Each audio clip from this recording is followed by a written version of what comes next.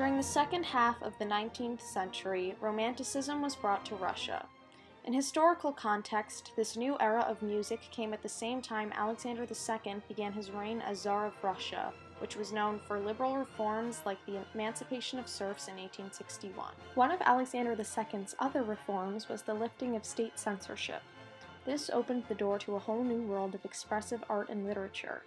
Out of this period of liberation and enlightenment came the romantic Alexander Pushkin, author of Eugene Onegin, a novel written in 389 stanzas of iambic tetrameter. This book introduced a new level of artistry to Russian literature that paved the way for other poets, and it was the inspiration for many operas and adaptations. Before the Romantic period, the Russian aristocracy spoke primarily French, and composers of Russian music were mostly German or Italian. The difference between the languages and cultures of the aristocrats and the rest of Russia was intentional, as they hoped to separate themselves and assert their dominance. This led to an artistic revolution and the formation of a group of the most distinguished Russian composers of Romantic nationalism. This St. Petersburg-based group was known as the Five, and they used old Russian folk music as their primary source for composing new works. This music consisted of elements such as whole tone, diminished, and pentatonic scales, as well as block chords and homorhythm. Meanwhile, an entirely different style of Romantic music was also emerging in Russia at this time. In 1859, Anton Rubinstein and Grand Duchess Elena Pavlovna founded the Russian Musical Society to counteract the nationalist sound of the Five. They emphasized the accessibility of music to all by opening concerts of Western composers to the general public and offering music classes to anyone. This later expanded to the first conservatories in Russia, the St. Petersburg Conservatory of 1862 and the Moscow Conservatory in 1866. Modest Mussorgsky was arguably one of the most influential composers to come out of the Russian Romantic era. Born in 1839 to a wealthy family in St. Petersburg, his musical endeavors were supported by many. He met Mily Balakarev in 1858, who took him under his wing and taught him to compose.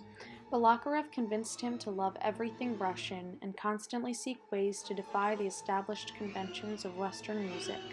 However, Mussorgsky's true musicianship shines through in his open-mindedness. In 1874, he wrote the piano suite, Pictures at an Exhibition.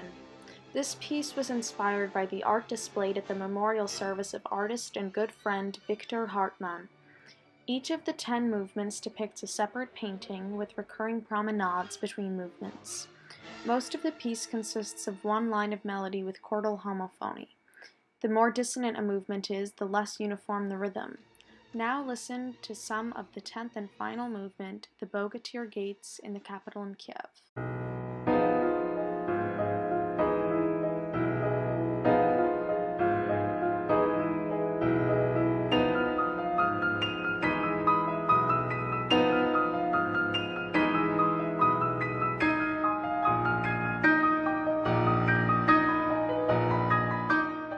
Peter Tchaikovsky's compositions, on the other hand, were much more traditional and pleasing to the ear than those of Mussorgsky.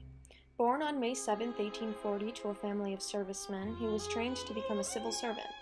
However, his parents could not help but be supportive of his music when he proved to be a prodigy at 5 years old.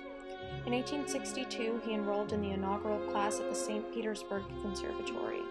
While this training did encourage him to stay rooted in Western music, he never cut ties with Russian culture, and his music was accepted by a large demographic of Russians. Now listen to some of Tchaikovsky's waltz from his ballet The Sleeping Beauty from 1890 and observe how conservative it is in comparison to Mussorgsky. The orchestrations consist of strings which almost exclusively play the melody, usually in octaves, and woodwinds, brass, and percussion providing accompaniment and embellishment. This waltz is very easy to listen to, partly because the texture is so sparse, and partly because the form is so easy to follow.